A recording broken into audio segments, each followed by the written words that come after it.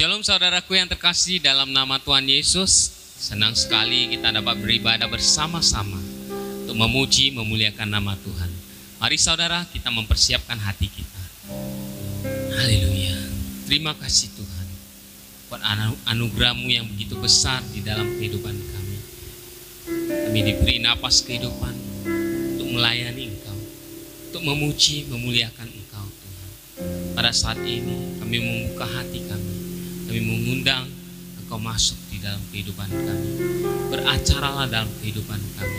Berkuasalah atas kehidupan kami. Engkau yang memperbaharui segala tubuh, roh, dan jiwa kami. Hidup kami serahkan ke dalam tangan. Hidup kami persembahkan untuk Tuhan. Di dalam nama Tuhan Yesus, kami siap untuk memulai ibadah kami. Haleluya. Kita mau meninggikan Allah kita dengan sorak-sorai kita. Haleluya.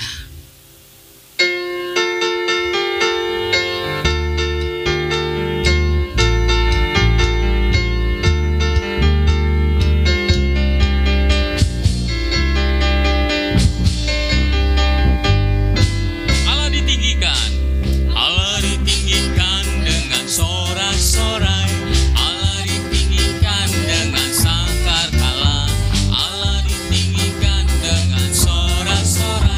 bersoraklah bagi Tuhan. Allah ditinggikan. Allah ditinggikan dengan sorak-sorai. Allah ditinggikan dengan sangkakala. Allah ditinggikan dengan sorak-sorai. Bersoraklah bagi Tuhan. Bersoraklah bagi Tuhan. Bersoraklah bagi Tuhan. Biar sangkakala berbunyi. Tepuk tangan puji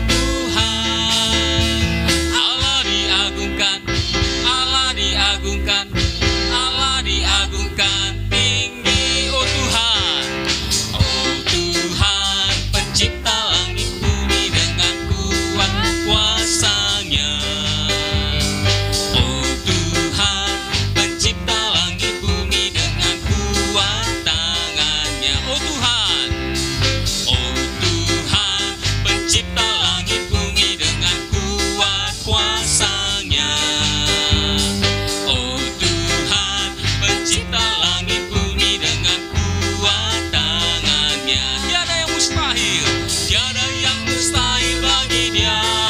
Oh, tiada yang mustahil bagi Dia. Gagah perkasa, penasehat Dia. Tiada, oh tiada, sesungguhnya tiada, tiada yang mustahil bagi Dia. Oh Tuhan. Oh Tuhan, pencipta langit bumi dengan kuat kuasa-Nya. Oh Tuhan, pencipta langit bumi dengan kuat tangan-Nya.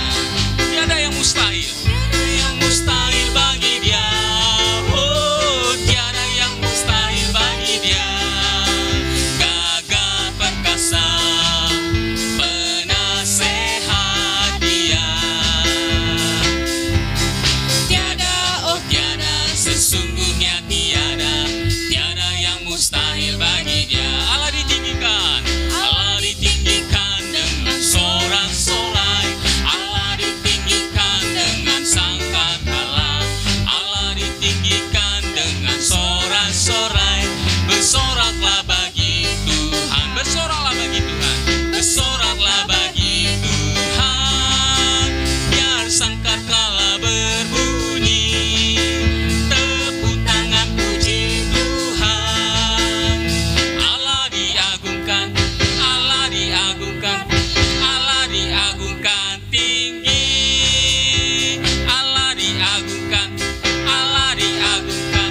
Allah diagungkan tinggi. Beri kemuliaan bagi Tuhan. Haleluya. Haleluya. Engkau Allah yang layak dipuji, disembah. Tiada seorang pun yang datang pada Bapa kalau tidak melalui Yesus. Yesus, Engkaulah jalan kebenaran dan hidup.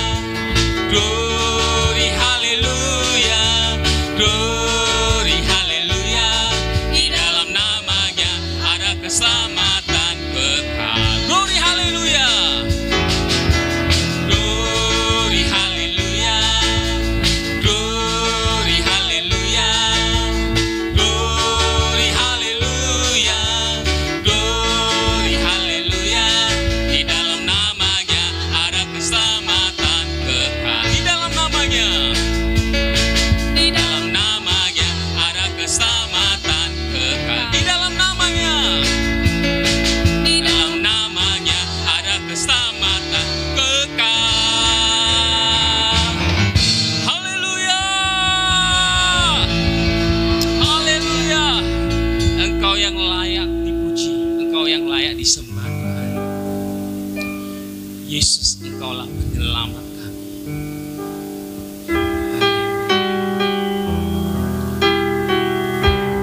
Tiada yang seperti Engkau yang begitu mengasihi kami.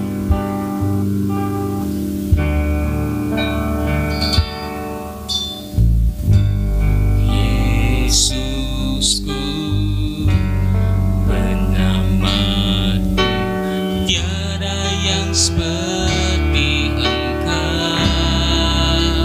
Setiap hari ku memuji keajaiban-Mu.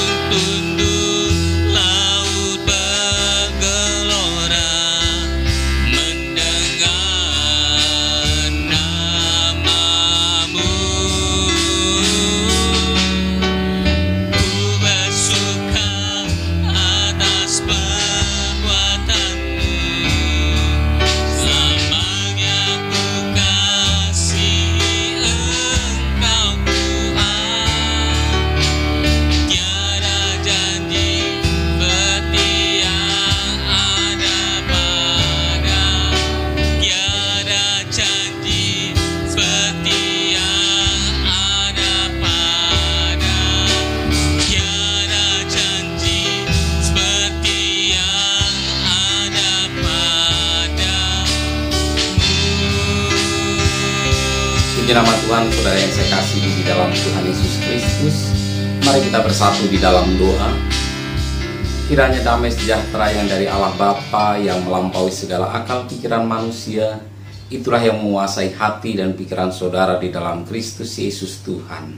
Haleluya. Amin. Amin. Puji nama Tuhan, saudara yang saya kasihi di dalam Tuhan Yesus Kristus. Kita sudah memasuki masa-masa di mana kita merayakan Natal, dan saya berharap sukacita Natal sungguh-sungguh ada di dalam kehidupan saudara sekalian. Bagaimanapun kondisi pada saat ini tidak akan mempengaruhi sukacita besar, oleh karena kasih Tuhan yang nyata di dalam kehidupan saudara dan saya.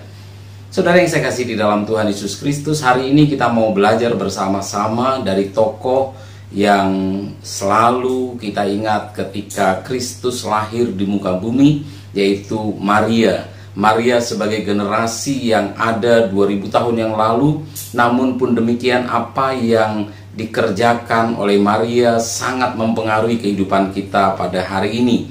Ketika Maria bersedia menjadi ibu Yesus, maka Maria dipakai oleh Tuhan untuk menjadi berkat bagi generasi-generasi selanjutnya. Demikian juga kita sebagai pengikut Kristus, kita akan menjadi generasi yang berdampak di dalam kehidupan masyarakat, baik pada hari ini maupun pada generasi-generasi yang akan datang. Hari ini kita mau belajar bersama-sama dari kebenaran firman Tuhan. Mari kita membuka Alkitab kita masing-masing di dalam Lukas pasal 1 ayat yang ke-34. Kita akan membaca firman Tuhan. Kata Maria kepada malaikat itu, "Bagaimana hal itu mungkin terjadi karena aku belum bersuami?" Jawab malaikat itu kepadanya, "Roh Kudus yang turun atasmu dan kuasa Allah yang Maha Tinggi akan menaungi engkau. Sebab itu anak yang akan kau lahirkan itu akan disebut Kudus, anak Allah." Saudara yang saya kasihi di dalam Tuhan Yesus Kristus, dari pembacaan firman Tuhan ini, kalau kita membaca keseluruhan dari kisah tentang Maria yang bertemu dengan malaikat Tuhan, dan malaikat mengatakan bahwa Maria akan mengandung, tetapi Maria adalah seorang perempuan yang belum menikah, seorang perempuan anak darah disebutkan dalam firman Tuhan. Dia sungguh-sungguh masih perawan yang belum bersuami, sehingga tidak mungkin bagi Maria untuk mengandung apalagi melahirkan seorang bayi. Tetapi malaikat Tuhan menjawab bahwa Roh Kuduslah yang akan menaungi Maria dan kuasa Allah yang Maha Tinggi yang membuat semuanya itu menjadi kenyataan. Nah, saudara yang saya kasih di dalam Tuhan Yesus Kristus, kita mau belajar bersama-sama tentang prinsip-prinsip menjadi generasi yang berdampak, baik generasi yang saat ini maupun berdampak bagi generasi yang akan datang. Kalau kita membaca di dalam firman Tuhan, kita akan mendapatkan pelajaran dari orang-orang, dari tokoh-tokoh di dalam firman Tuhan, di mana dari generasi ke generasi selalu saja ada orang-orang yang bersedia menjadi dampak di dalam kehidupannya, bersedia menjadi berkat bagi generasi-generasi selanjutnya. Sesungguhnya Maria memiliki alasan yang kuat untuk menolak apa yang menjadi rencana Tuhan di dalam kehidupannya. Maria memiliki alasan yang bisa diterima oleh semua orang di dunia. Maria memiliki alasan yang begitu kuat di dalam kehidupannya untuk mengatakan tidak terhadap rencana Tuhan bagi kehidupannya. Dan Tuhan tidak akan pernah memaksa Maria. Tuhan mungkin akan mencari perempuan lain yang akan bersedia dipakai oleh Tuhan untuk melahirkan Kristus. Namun pun demikian, Maria mengambil sikap mau dipakai menjadi alat Tuhan yang memberkati baik generasinya, bahkan generasi-generasi selanjutnya. Nah, saudara yang saya kasih di dalam Tuhan Yesus Kristus, ketika kita percaya kepada Tuhan Yesus Kristus, maka kita juga akan menjadi orang-orang yang berdampak bagi kehidupan masyarakat, baik pada generasi ini maupun generasi selanjutnya. Tetapi ketika kita bisa mendapatkan alasan untuk menolak itu, maka seringkali alasan itu akan kita pakai dan kita bersembunyi di balik alasan itu, sehingga kita tidak dapat mengerjakan rencana Tuhan di dalam kehidupan kita. Banyak sekali alasan yang bisa kita cari untuk kita mengatakan tidak terhadap rencana Tuhan. Kita bisa saja mengatakan bahwa saya terlalu muda untuk melakukan rencana Tuhan. Tetapi Timotius adalah generasi muda yang dibimbing oleh Paulus untuk menjadi berkat dan berdampak di dalam kehidupan di tengah-tengah pelayanan gereja Tuhan. Demikian juga mungkin kita berpikir, oh saya terlalu tua. Tapi kita ingat juga bahwa Abraham sudah cukup tua ketika Abraham pada akhirnya mengatakan iya untuk Tuhan memakai dia, untuk Abraham kemudian memiliki anak Ishak di dalam kehidupannya. Atau mungkin kita berpikir kita tidak memiliki kecakapan yang cukup untuk berdampak di dalam generasi kita. Tetapi bukankah Musa juga berkata bahwa saya petah lidah, saya tidak cukup pandai untuk berbicara. Bagaimana saya membebaskan bangsa Israel dari Firaun sementara saya tidak memiliki cukup cakapan untuk berbicara kepada Firaun. Tetapi Tuhan adalah Tuhan yang berkuasa, dan Tuhan tetap memakai Musa karena pada akhirnya Musa menyerahkan kehidupannya untuk dipakai oleh Tuhan. Atau mungkin kita bisa mencari alasan lain. Mungkin kita mengatakan saya tidak cukup pandai, saya tidak cukup terpelajar. Bukankah Petrus juga berasal dari kehidupan orang yang tidak cukup terpelajar? Bahkan orang Farisi sampai terheran-heran bagaimana Petrus bisa menjawab pertanyaan-pertanyaan mereka. Padahal mereka, Petrus dan Yohanes adalah nelayan, dan itu dari kalangan orang yang tidak terpelajar. Atau mungkin kita berpikir, saya pernah melakukan kejahatan, saya adalah orang yang mungkin begitu jahatnya di mata Tuhan. Paulus mengatakan bahwa dari semua orang yang berdosa, akulah yang paling berdosa. Paulus cukup memiliki alasan untuk mengatakan, Tuhan, nggak mungkin engkau memakai aku, tidak mungkin aku menyerahkan kehidupan saya dipakai oleh Tuhan, karena latar belakang saya adalah penganiaya jemaat Tuhan. Bahkan Kristus mengatakan bahwa aku menganiaya Yesus.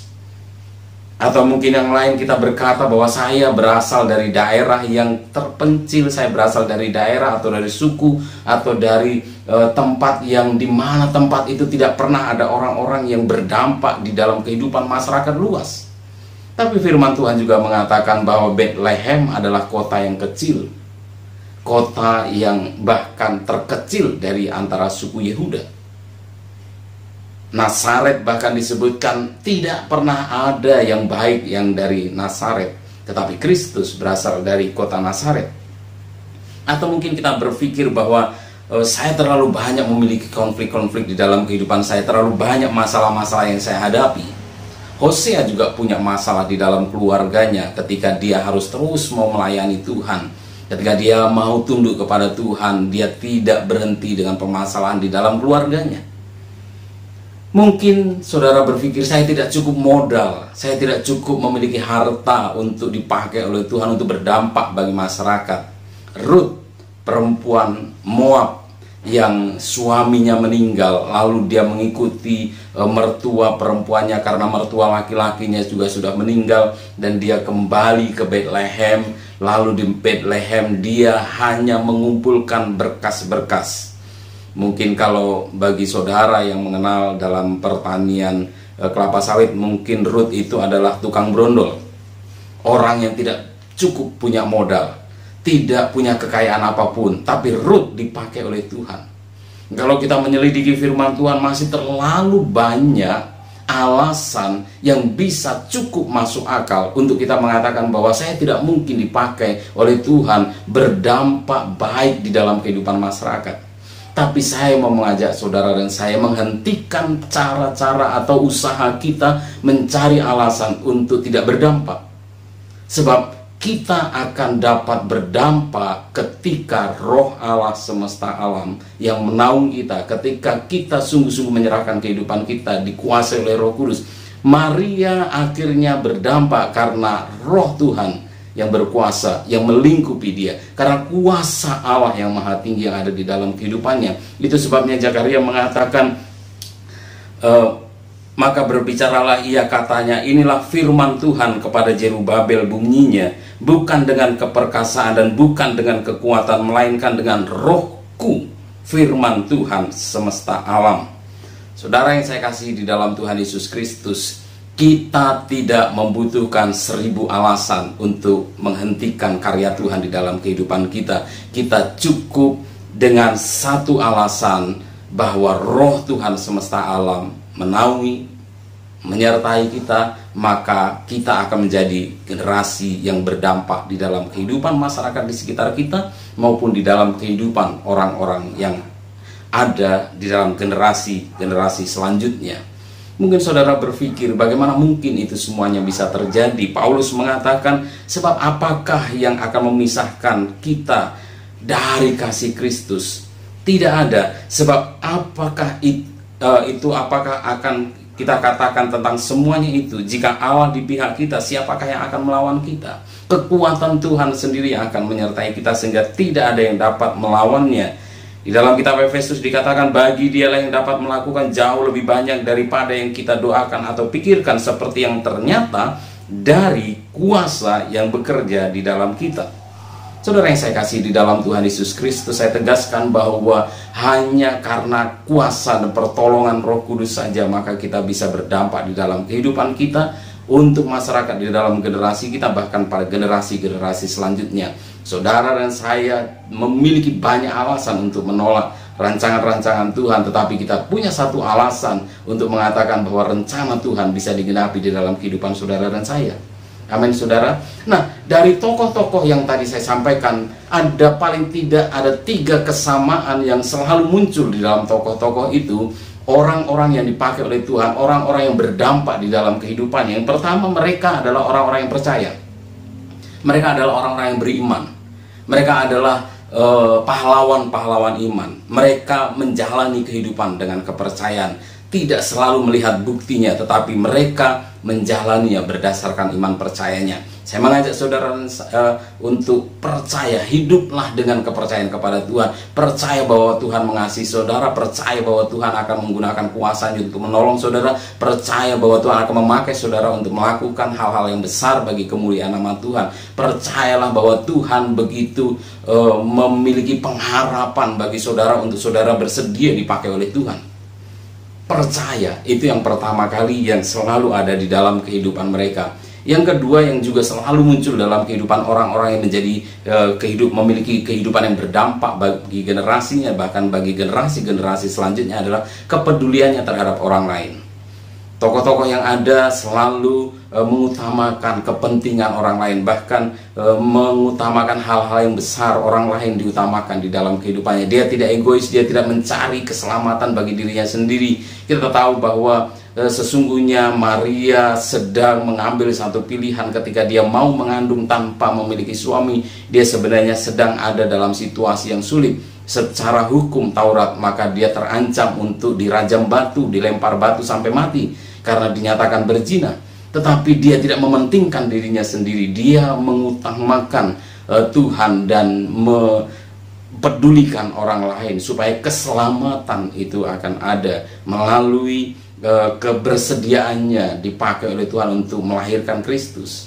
Tokoh-tokoh Musa juga tidak lagi mementingkan dirinya sendiri, karena Musa sesungguhnya juga dalam ancaman untuk dibunuh oleh Firaun karena dia pernah membunuh orang Mesir. Tetapi Musa mengedepankan untuk membebaskan bangsanya, sehingga Musa tidak mengasihani diri sendiri, tidak berfokus kepada diri sendiri, tetapi peduli kepada sesamanya. Dan yang ketiga yang selalu muncul di dalam kehidupan orang-orang yang berdampak adalah berada di bawah otoritas Allah. Selalu memiliki hati seorang hamba taat kepada Allah. Saudara yang saya kasih di dalam Tuhan Yesus Kristus, keyakinan kita bahwa Tuhan akan memakai kita, Tuhan memiliki rencana besar di dalam kehidupan kita, mengarahkan kita untuk tunduk sepenuhnya kepada otoritas Tuhan. Kita mengizinkan Tuhan untuk memakai kita, kita sungguh-sungguh bersedia dikuasai oleh Tuhan semesta alam. Saudara, mungkin inilah tantangan bagi kita yang sesungguhnya. Bagaimana mungkin kita bisa berdampak orang lain. Mungkin kita semua menginginkan menjadi berkat di tengah-tengah kehidupan masyarakat. Kita ingin menjadi generasi yang berdampak bagi masyarakat, berdampak baik bagi orang-orang di sekitar kita. Tetapi ketika proses untuk menjadi berdampak itu harus mengutamakan Tuhan, mempedulikan orang lain, lalu bersedia dikuasai oleh Tuhan, menjalani kehidupan sesuai dengan hukum-hukum Tuhan. Disinilah menjadi tantangannya. Tetapi saudara dan saya, ingatlah bahwa Tuhan mau menolong saudara dan saya. Mari kita menyerahkan kehidupan kita dalam tangan Tuhan. Mari kita mulai berserah sungguh-sungguh kepada Tuhan, dan lihatlah bagaimana Tuhan akan memakai saudara. Tuhan akan membangkitkan sebuah generasi yang menjadi berkat di dalam kehidupan masyarakat. Saudara dan saya adalah alat Tuhan, tangan Tuhan. Di Tiongkok setiap kali ada orang yang percaya kepada Tuhan Yesus, maka mereka mengatakan, sekarang bertambah lagi tangan Tuhan yang Tuhan bisa pakai untuk melayani. Sekarang bertambah mata Tuhan untuk melihat jiwa-jiwa yang terhilang. Sekarang bertambah lagi kaki yang diserahkan kepada Tuhan untuk menjangkau jiwa-jiwa yang terhilang. Saudara dan saya adalah alat Tuhan, dan ketahuilah bahwa ketika saudara sungguh-sungguh mengizinkan Roh Kudus berkuasa dalam kehidupan saudara dan saya, saudara mengizinkan Roh Kudus untuk bekerja, menghasilkan buah di dalam kehidupan kita, menghasilkan perilaku yang melakukan firman Tuhan, dan mau mempedulikan orang lain, mulai mempedulikan kebutuhan orang lain, mulai kita melihat bagaimana orang-orang sangat membutuhkan keselamatan, orang-orang membutuhkan doa-doa kita, maka di sanalah akan muncul generasi yang memiliki dampak di dalam kehidupan masyarakat. Saudara yang saya kasih di dalam Tuhan Yesus Kristus, sama seperti Maria yang walaupun dia punya alasan, dia memiliki alasan yang begitu kuat, tetapi dia tidak menggunakan alasan itu untuk tidak melakukan rencana Tuhan di dalam kehidupannya, melainkan dia mengatakan, sesungguhnya aku ini hamba Allah, jadilah padaku menurut perkataanmu itu, dan dari sanalah maka tergenapi rencana Tuhan. Dalam versi firman Allah dikatakan, Maria berkata, saya hamba Tuhan dan saya bersedia melakukan apapun yang dikehendakinya. Biarlah segala sesuatu yang kau katakan itu terjadi. Malaikat itu lalu meninggalkan dia. Saudara yang saya kasihi di dalam Tuhan Yesus Kristus, ketika saudara dan saya sungguh-sungguh bersedia mengatakan, aku ini hamba Tuhan, jadilah padaku menurut perkataan Tuhan, di sanalah karya Tuhan mulai dinyatakan di dalam kehidupan saudara. Dan lihatlah bagaimana Tuhan akan membawa saudara kepada hal-hal yang tak pernah saudara pikirkan dan doakan, karena Tuhan ingin saudara berdampak di dalam kehidupan ketika saudara ada di muka bumi ini. Percaya kepada Tuhan, peduli kepada orang di sekitar, hidup berada di bawah otoritas Allah. Itu yang membuat kita berdampak di tengah-tengah kehidupan masyarakat. Kita berdoa. Allah kami yang ada di dalam kerajaan surga, pada saat ini Tuhan, sungguh kami percaya bahwa kami diciptakan oleh Tuhan dengan segala potensi yang Tuhan sediakan untuk kami menjalani kehidupan yang berdampak positif bagi sekitar kami, bagi generasi-generasi pada zaman kami maupun generasi-generasi selanjutnya. Kami memang memiliki banyak kelemahan dan alasan untuk mengatakan tidak terhadap rancangan Tuhan, tetapi hari ini kami diteguhkan bahwa ada kuasa Roh Kudus yang siap menolong kami, siap mendukung kami, siap menuntun kami di jalan-jalan Tuhan, sehingga kami akan menjadi orang-orang sama seperti orang-orang yang tercatat di dalam firman Tuhan di dalam Alkitab, bahwa dia berdampak kehidupannya pada generasi-generasi selanjutnya. Kami yang pada saat ini sedang memegang tongkat estafet menjadi dampak kehidupan di tengah-tengah masyarakat di dunia. Kami percaya Engkau tidak akan membiarkan kami menjadi kecil dan rendah, tetapi Engkau mengangkat kami, Engkau akan menjadikan kami satu dampak besar di dalam kehidupan masyarakat yang ada di dunia pada saat ini. Saudara, terimalah berkat Tuhan. Tuhan memberkati engkau dan melindungi engkau. Tuhan menyinari engkau dengan wajahnya dan memberi engkau kasih karunia. Tuhan menghadapkan wajahnya kepadamu dan memberi engkau damai sejahtera. Anugerah dari Allah Bapa, keselamatan di dalam Tuhan Yesus Kristus, serta persekutuan di dalam Roh Kudus menyertai engkau sekalian dari saat ini hingga kekal selama-lamanya. Haleluya. Amin.